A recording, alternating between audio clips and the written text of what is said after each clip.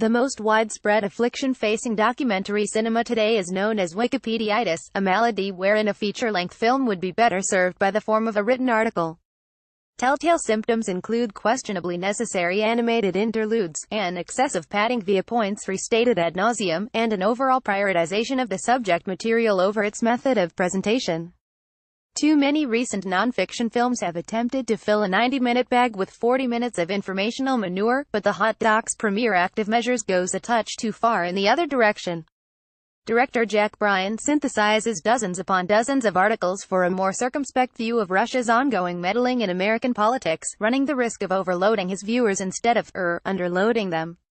If something like Three Identical Strangers could have been an encyclopedia entry taking all of 10 minutes to read, Bryan's film is a paperweight class book an audience needs more than 2 hours to get through. Which is all a rather ambivalent way of saying that Bryan is extremely thorough in his research and collation of facts. He begins at the beginning of the beginning, with the turbulent circumstances of Vladimir Putin's conception and birth into a Russia fraught with hardship. A portrait of Putin as a ruthless crime boss in the guise of an elected official promptly takes shape, Tony Soprano, but without the psychological conflict to earn him the empathy. He's then posed as the architect of what the film touts as the single largest intelligence operation in history, a multi-decade scheme to get Donald Trump under the Kremlin's thumb as a conduit for money and influence at the highest level of American authority.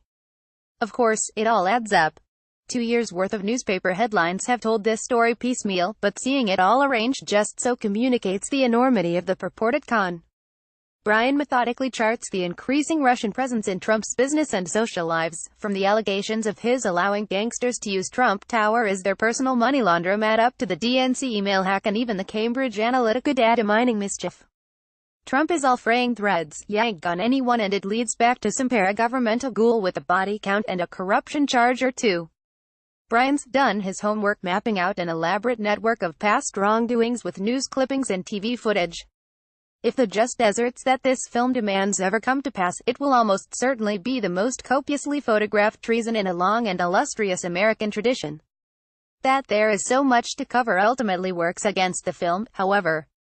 In 112 dense minutes, Bryan shoehorns a crash course timeline of 20th-century Russian politics, a granular analysis of an elaborate money-moving scheme, twinned short biographies of morally bankrupt men, a blow-by-blow account of how the White House was won, and 100 miniature tangents about Putin's endless list of henchmen. As Bryan progresses into the present and trains his focus on the 2016 presidential election, he trots out some high-profile talking heads including Hillary Clinton and John McCain. But the sheer volume of experts buries a viewer under a fast-moving avalanche of names, dates, and figures. This film's greatest shortcoming also happens to be the Trump administration's greatest strength: pile enough shocking scandals on top of one another and the public won't know which one to keep an eye on. Just as every day brings some new surreal miscarriage of power, so too does Bryan cycle on to the next point of outrage every 5 or so minutes. Though by the film's conclusion, that outrage is the only thing he's got.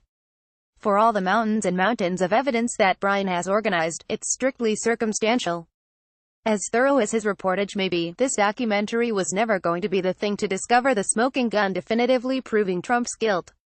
Without being able to break that news, the film can't help but end on a note of inconsequentiality. More troubling still, Bryan compensates for the ebbing drama by ratcheting up the attack at aesthetics, spooky inverse coloration, overtaxed musical cues, flurries of associative crosscuts, to extremes approaching fear-mongering and paranoia-stoking. The inherent limitations of this effort aside, and discounting the patent futility of persuading any current Trumpist is using a documentary that premiered in Canada, for God's sake, Bryan's done some good and noble work. But until investigative committees provide him with the final act of this story, the rest of us will just have to hold out for the P-tape. Active Measures is showing at the Hot Docs Festival with a release date yet to be announced.